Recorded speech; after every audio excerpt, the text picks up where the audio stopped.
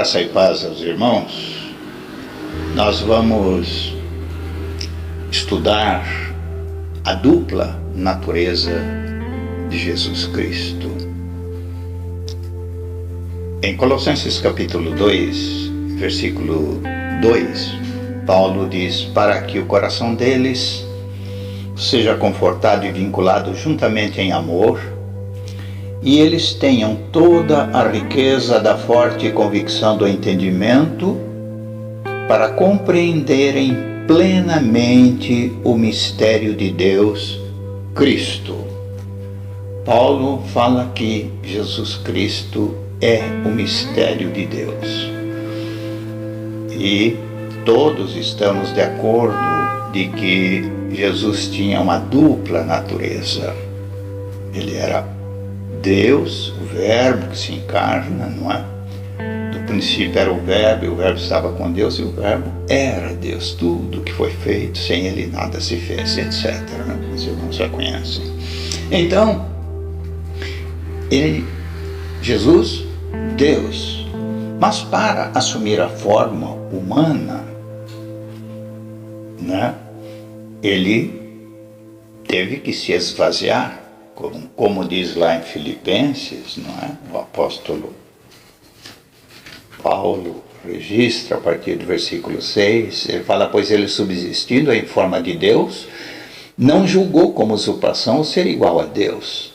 Antes, a si mesmo se esvaziou, assumindo a forma de servo, tornando-se em semelhança de homens e reconhecido em figura humana.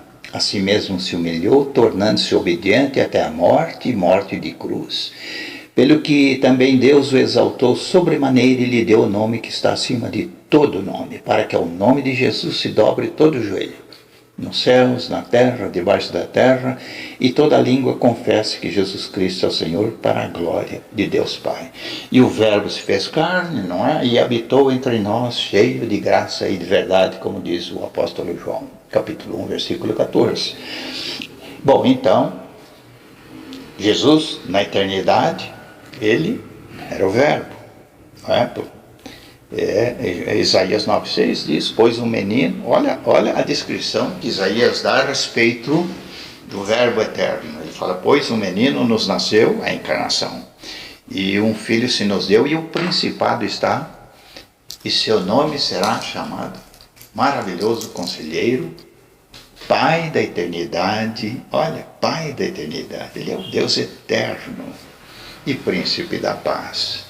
Então, o nosso amado Senhor Jesus, ele, para assumir a forma humana, ele vai abrir mão da sua onisciência. Como? Vejamos então o que ele diz lá em Mateus 24, a respeito do dia e hora. Ele está falando da vinda. Nem os anjos, nem o Filho sabem. Ele não sabia, ele não mentiu. Isso foi omitido. Deus tem as suas razões. O Deus triuno tinha as suas razões. Mas que ele não sabia o dia da vinda dele, não sabia. Então, dia e hora ninguém sabe, nem os anjos, nem o Filho. Então ele abriu mão da onisciência. Ele abriu mão da onipresença. Como homem, quando ele estava em Jerusalém, ele não podia estar em Nazaré. Ele estava limitado ao tempo e ao espaço. Então esse Cristo maravilhoso, nosso amado Senhor, ele abre mão da sua deidade absoluta. Mas então como é que ele realizava todos os sinais e prodígios maravilhosos? A revelação está aqui no Evangelho de João, capítulo 5, versículo 19. João diz: então lhes falou Jesus: Em verdade vos digo que o Filho nada pode fazer de si mesmo, senão somente aquilo que vir fazer o Pai. Porque tudo o que este fizer, o Filho também semelhantemente o faz. Quer dizer, então ele precisava ver o Pai fazer, para então ele realizar. Por isso que lá em João 11, ele já agradece e põe no passado o verbo. Ele ainda não havia ordenado a saída de Lázaro do túmulo. Ele fala assim: Pai, graças te dou porque me ouviste. Isso ele falou antes de ordenar a saída de Lázaro. Por quê? Porque ele já via o Pai, viu o Pai ressuscitando a Lázaro. Então o mistério de toda a revelação que Jesus tinha, sempre Deus, o Pai, estava mostrando o ato antes dele realizar. Muito bom. Então, amados, esse Jesus que na eternidade era Deus, e aqui em Filipenses, né? Aqui em Filipenses, diz assim que ele não julgou uma usurpação o ser igual a Deus. O que isto quer dizer? Isto quer dizer que na condição de homem, ele não era só menor do que o Pai. Ele era menor do que os anjos, como diz lá o autor de Hebreus 2,7. Feito um pouco menor do que os anjos o fizeste, de glória e de honra coroaste. Então Jesus, na condição de homem, ele era menor do que os anjos. Por isso que nessa condição humana, quando ele abre mão da sua deidade absoluta, ainda assim nessa condição humana, ele não julga uma usurpação o ser igual a Deus. Ele aceitou a adoração do cego, dos discípulos no barco após acalmar a tempestade, os leprosos que o adoravam, etc. Ele aceitou a adoração. Então ele não julgou, embora estivesse nessa condição de menor até do que os anjos, ele não julgou uma usurpação e aceitou a adoração, porque ele é Deus, ele era e é Deus. Aleluia! Então, o Jesus Deus, o Cristo Jesus Deus, o Verbo, não é? O Verbo e o homem, Jesus, né? Jesus vai para a cruz como homem. Antes, Jesus vai para a cruz como homem. Por isso que Paulo fala em 1 Timóteo 2,5, porque só há um mediador entre Deus e os homens, Jesus Cristo, homem. Paulo, por que Paulo dá ênfase ao Jesus Cristo, homem? Porque quem vai ser imolado na cruz é o homem Jesus. Quando o Senhor Jesus, ali na cruz, exclama: está consumado, ele rende o espírito. Ele foi morto ali na cruz e depois conduzido o seu corpo conduzido à sepultura. O homem Jesus estava morto. Mas e o Deus Jesus? Não é? O que aconteceu? O Deus Jesus, ele vai, em Hebreus 9:23, nós temos um relato maravilhoso do que aconteceu lá no céu. Nosso Jesus, homem, morto na cruz, mas o Deus Jesus, 9:23, é uma revelação fantástica do autor da carta aos Hebreus. Ele diz assim: era necessário, portanto, que as figuras das coisas que se acham nos céus se purificassem com tais sacrifícios, mas as próprias coisas celestiais com sacrifícios a eles superiores. O que o autor da Carta aos Hebreus está dizendo? Era necessário, portanto, que as figuras, o tabernáculo terrestre, figura do celeste, era necessário, portanto, que as figuras do tabernáculo terrestre, que se acham nos céus, se purificassem com tais sacrifícios, de bodes, de touros, de animais.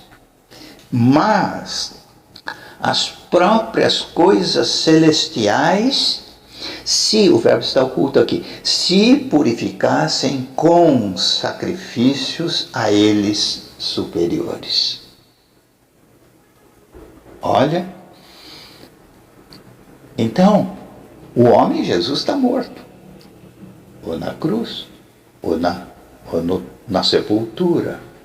Mas o Deus Jesus, imediatamente, ele vai purificar o santuário celeste. Portanto, o santuário celeste estava impuro. O que estava lá no céu que contaminava, que teve que ser purificado? Satanás. Ele só vai ser expulso ali quando Jesus expira. Ora, mas Satanás não vai ser expulso na grande tribulação? Satanás não vai ser expulso na grande tribulação? Não. Senão fica sem sentido o Evangelho de João, no capítulo 12, quando Jesus fala o seguinte. Jesus fala no Evangelho de João, capítulo 12, no versículo 31, ele diz: chegou o momento de ser julgado este mundo, e agora o seu príncipe será expulso. E quando eu for levantado da terra, trarei todos a mim. Esse é aquele contexto em que os gregos queriam conversar com Jesus, e Jesus não os atendeu, pelo menos o texto diz aqui. Ele usa essa visita dos gregos para falar: se o grão de trigo não morrer, então, do ponto de vista humano, a glória seria ele conversar sobre filosofia, etc. Mas ele não. Ele diz que não recebe glória de homem. A glória dele, ele fala assim: se o grão de trigo não morrer, fica só, mas se morrer, vai gerar muitos grãos.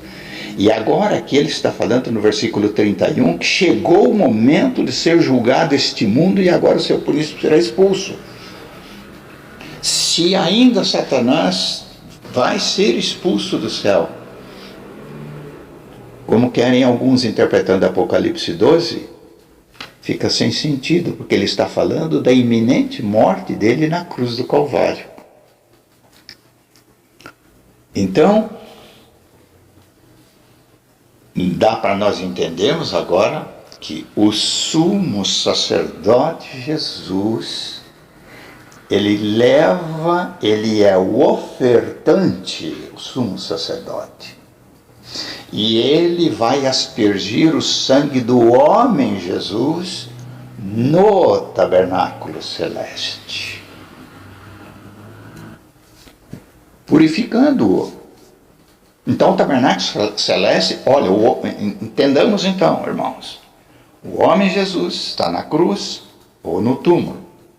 O Deus Jesus, ele vai aspergir, ele vai purificar o santuário celeste, e concomitantemente, e ao mesmo tempo, ou logo a seguir, não sabemos, ele vai até as profundezas da terra, como diz o apóstolo Pedro, no capítulo 3, versículo 18. Mortificado na carne, isto é, morto, mas vivificado em espírito. o Deus Jesus, foi e proclamou, evangelizou, né? Foi e pregou aos espíritos em prisão, os quais foram desobedientes nos dias de Noé.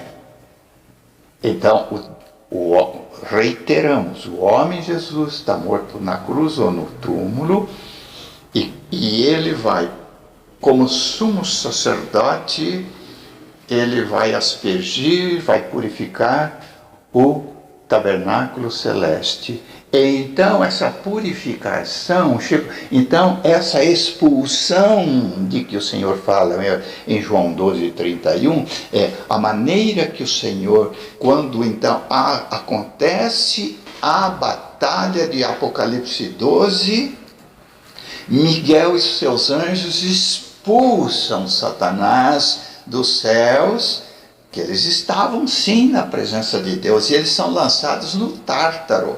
E agora o sumo sacerdote purifica o tabernáculo celeste. Então, irmãos, nós cremos que, resumidamente, nós estamos falando essa parte do mistério de Deus, que é Jesus Cristo, como Deus eterno, assumindo a forma humana e morrendo na cruz. E nós vamos, no segundo bloco, nós vamos falar ainda sobre o homem Jesus não se deixando tocar por Maria Madalena. Por enquanto, aguardemos, fiquemos na paz do Senhor.